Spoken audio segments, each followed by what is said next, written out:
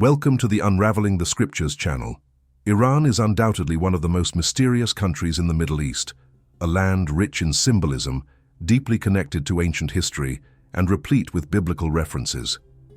Located near ancient Assyria and near what many scholars believe was the Garden of Eden, Iran is fascinating both for its ancient civilization and for the contemporary conflicts that often put it in the news.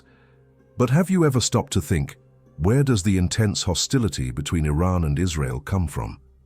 What is the root of this resentment that seems to span centuries and resist the test of time? In this video, we go beyond the headlines and current geopolitics. We will delve into the origins of the Iranian people, understand their strategic geographic position, and examine what ancient texts, including the Bible itself, have to tell us about this rivalry. Could this conflict hide something deeper? Perhaps even spiritual? Stay until the end, because what we will reveal here may completely change the way you view this historical rivalry. So, take advantage and subscribe to the channel and share this video with those who are also interested in history, culture, and spirituality. Together, we will investigate the biblical roots of the Iranians and discover what may be behind this ancient hatred directed at Israel. In the sacred texts of the Bible, in the books of Daniel, Isaiah, Jeremiah, and also Ezekiel, there are mentions of the people who lived in the area corresponding to modern-day Iran, not just within the country's borders, but also in the surrounding territories. This people, or perhaps these two peoples, or simply the various groups who inhabited the region, are described as descendants of Madai, as recorded in Genesis 10. But who exactly were these peoples? They were the Medes and the Persians. Many may question the ancestral figure of the Persians according to the biblical narrative. The ancient Jews were well aware of the ancestry of the Medes and Persians according to biblical genealogies. In fact, even before the arrival of the Persians in the region that now comprises Iran, a significant part of the country's south was already inhabited by various Semitic tribes. Originally in antiquity, the Iranian peoples, or Aryans as they were known, including the Medes and the Persians, were the true inhabitants of this region. However, before them, or at least contemporaneously with them, lived an even older people, known both in the Bible and to historians, the Elamites. The Elamites are recognized in the biblical narrative as descendants of one of the most notable sons of Shem, one of the patriarchs of the Semitic peoples, with Elam being that son. Elam migrated to the region that today comprises the territory of Iran, where the ancient name of the land, Elam, still persists. In this area, several Elamite tribes settled, considered Semitic according to biblical tradition. However, from an academic point of view, there are disagreements, since the Elamite language is not strictly Semitic. It resembles Akkadian or Aramaic more closely. Nonetheless, in biblical tradition, Elam is mentioned as one of the sons of Shem in Genesis 10 and is therefore considered part of the Semitic peoples. This Semitic presence persists to this day, reflected in the genetics of contemporary Iranians, especially in the southern region of Iran. The regional map clearly shows the south of Iran identified as Elam, indicating that this was the land of the Elamites, the first inhabitants of what would become modern Iran. In other regions of Iranian territory, three other peoples of similar origin predominated, among them the Medes, mentioned in the Bible as Aryans, considered the true Aryans. Thus, modern Iranians are a mixture of these ancient peoples, Semitic and Aryan, but they still strongly maintain the heritage of the Aryan tribes. But after all, who exactly were these tribes that gave rise to today's Iranians? It's important to understand that the Medo-Persian Empire and the Aryan peoples did not constitute a single people, but rather a grouping of peoples with the same origin. These peoples did not inhabit only Iran, but also areas that today correspond to Pakistan, Afghanistan, and other parts of the Middle East. They share an ancestral genetic and cultural heritage, originating from the ancient Median peoples known as Aryans. In addition to the Medes, other peoples who inhabited the region of Iran were descendants of the Aryans, or simply of the Medes themselves. The Medes, descendants of the ancient Aryans, are considered one of the Japhethite peoples, descendants of Madai, the son of Japheth, according to biblical accounts. Because of this, These peoples are characterized by fair skin and light-colored eyes. Aryan society was strongly based on a caste structure in which the priests, Brahmins, occupied the top of the social hierarchy, followed by the warriors, Kshatriyas, then the merchants and farmers, Vaishyas, and finally the manual laborers, Shudras. This caste system played a fundamental role in the social and religious organization of the ancient Aryans. Religiously, the ancient Aryans were polytheists, worshipping a variety of pagan gods and goddesses, many of whom are present in the Vedic texts.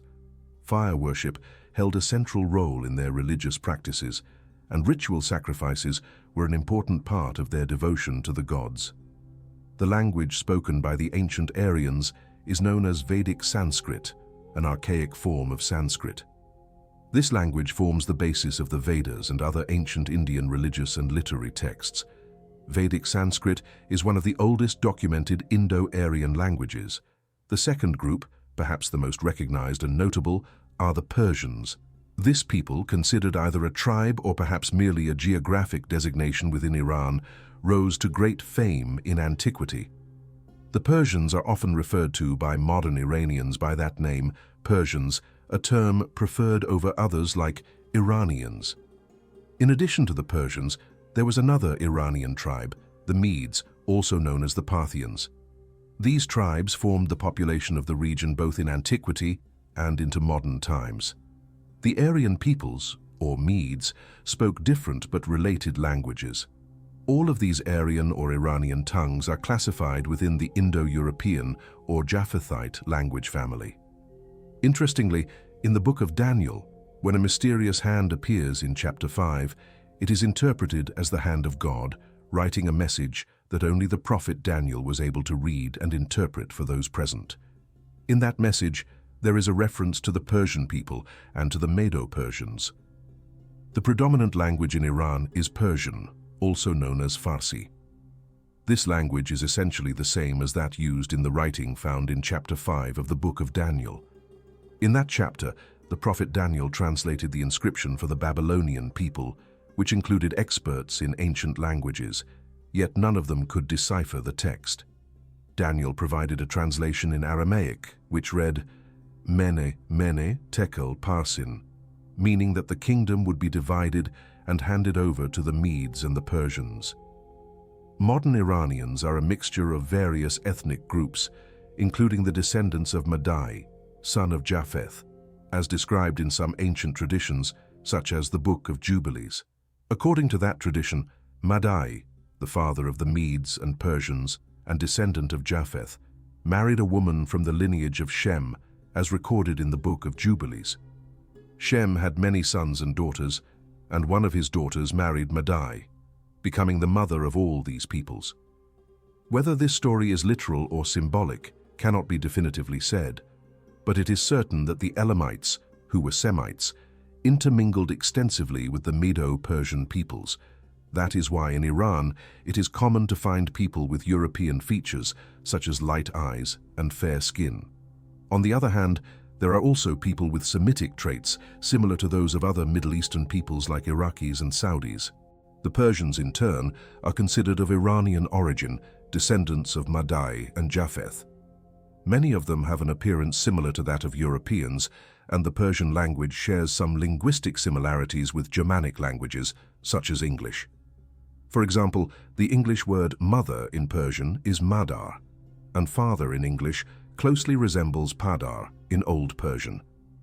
These are just a few of the linguistic similarities between Persian and English, both of which belong to the Indo-European language group. You can also observe the word brother in Persian, baradar, which bears a striking resemblance to its English counterpart, highlighting an Indo-European linguistic connection. These are just a few of the linguistic affinities between Persian and other Indo-European languages, especially English, which is of Germanic origin. There are several other similar connections, though a more comprehensive exploration would require more time and space. Linguistically, there is a clear relationship, although historically, the Elamite peoples exerted influence, resulting in remarkable ethnic diversity, particularly in southern Iran. This diversity is evident among the Iranian tribes, who represent a predominantly Japhetic and Medo-Persian genetic mix, but also with Semitic influences from the Elamites. In this video, we have already explored the rich ethnic, linguistic, and historical origins of the peoples who inhabit Iran, as well as the country itself, but in recent weeks, clashes between Iran and Israel have worsened considerably, further fueling a historic rivalry that worries the international community. But what many do not know is that the enmity between Iran and Israel has deep roots, far beyond recent conflicts. Where does all this hatred from Iran towards the people and nation of Israel come from? Have you ever wondered about the origin of such intense feelings? Biblical texts reveal to us that this hatred is not merely political or territorial, but involves darker forces, something beyond the natural. There is something macabre, a supernatural dimension behind this hostility. For those unfamiliar with the history of Iran, according to both the Bible and conventional history, Iran is an ancient nation known as the land of the Iranians, or more commonly, the Aryans. The Aryans were an ethnic group of Indo-European origin that settled in what is now Iran, dominating the region for over 4,000 years. However, according to the Holy Scriptures, Iran was originally not inhabited by Aryans. Before their arrival, the region was known as Elam, a nation of Semitic origin. Elam, according to the biblical account, was one of the sons of Shem, which makes its descendants a Semitic people. Over time, various waves of Aryan migration arrived in the region, and eventually, the Aryans began to consider Iran as their homeland. This process of migration and integration shaped the complex and multicultural identity of ancient Iran, blending Semitic and Indo-European elements, both culturally and genetically. After all, from which ancient people do the current Iranians descend? The truth is that modern Iranians are predominantly descendants of the ancient Persians, but also of other populations of Aryan origin. The ancient Persians were just one of several Iranian or Aryan ethnicities, along with the Medes, Parthians, and other peoples of the same Indo-European origin. According to sacred texts and biblical interpretations, an important ancestor for these peoples is Madai, one of the descendants of Japheth. Madai is traditionally associated with the Medes and, by extension, the Medo-Persians. This means that he is considered the ancestor not only of the Persians, but of all Aryan peoples in that region. Thus, we understand that modern Iranians primarily descend from Madai, the progenitor of the Medo-Persians, which reinforces the historical and ethnic common heritage between Iranians and other Aryan peoples of antiquity. Furthermore, over the centuries, this region has undergone many cultural and population influences, creating a rich and diverse identity that is reflected in the current Iranian population. Speaking of the etymological origin of the name Iran, we can trace its roots back to the ancient term Aryana, which means land of the Aryans. This name is deeply connected to the identity of the Aryan peoples who settled in the region. The term Iran derives from the Middle Persian Iran, which was first recorded in a 3rd century inscription at Naqsh-e-Rostam. This inscription had an equivalent in Parthian, using the term Aryan to refer to the Iranians. Both Iran and Aryan are plural forms of gentilis nouns, Middle Persian, and Ari, Parthian, both derived from the Proto-Iranian Arya, meaning Aryan or belonging to the Iranians. In addition to linguistic roots, there is also a mythological explanation for the name. According to Iranian mythology, the name Iran is associated with Iraj, a legendary king, suggesting a connection not only with the Aryan ethnicity, but also with the cultural and historical tradition of the country. Therefore, the name Iran carries with it both the heritage of the Aryan peoples and the rich mythology and history of ancient Iranian territory. Historically known as Persia in the West, Iran received this designation due to the influence of Greek historians, who referred to the region as Persis, a term that translates to the land of the Persians. In reality, Persia specifically refers to the province of Fars, located in southwestern Iran, which represents the 4th largest province in the country. This region carries immense historical weight, and it was around 550 BC that the Greeks began using the term Persia to designate the entire Iranian territory. Until 1935, the West continued to refer to Iran as Persia until Shah Reza decided to request the international community to adopt the country's original and native name, Iran. Interestingly, Iranians themselves have referred to their land as Iran since at least 1000 BC. Although Iran is the mandatory term in official contexts, Persia still resonates culturally, evoking a rich and glorious past that permeates national identity. Furthermore, the word Iran has a special meaning as it relates to the notion of land of the Aryans, reflecting the ethnic heritage of the Iranian people. The continued use of the term Persia in cultural contexts, such as in art, literature, and gastronomy, demonstrates the appreciation for the history and traditions that have shaped the country. Therefore, both Iran and Persia represent not only a territory, but also a rich tapestry of culture, history, and identity that continues to influence the contemporary world. Regarding the question of the hatred that modern Iran or Iranians demonstrate towards Israel, some believe there is biblical backing for this rivalry, although the theme is complex and laden with symbolism. In sacred texts, we find mysterious references to kingdoms rising against Israel dating back to the times of the prophet Daniel. This antagonism is described in a dark manner, almost as a manifestation of evil forces. However, despite this hatred, which may have a spiritual origin according to some interpretations, Iran also has a positive role in biblical accounts. In the Old Testament, Persia is seen as an instrument of liberation for the people of Israel.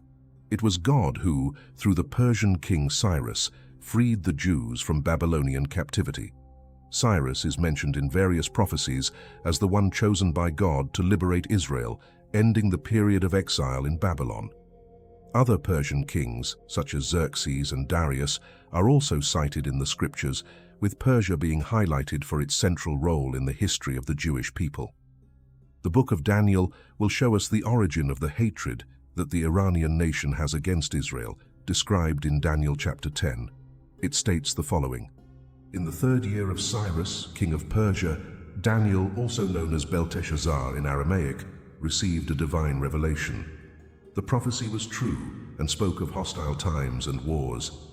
In the vision he had, he fully understood the following message.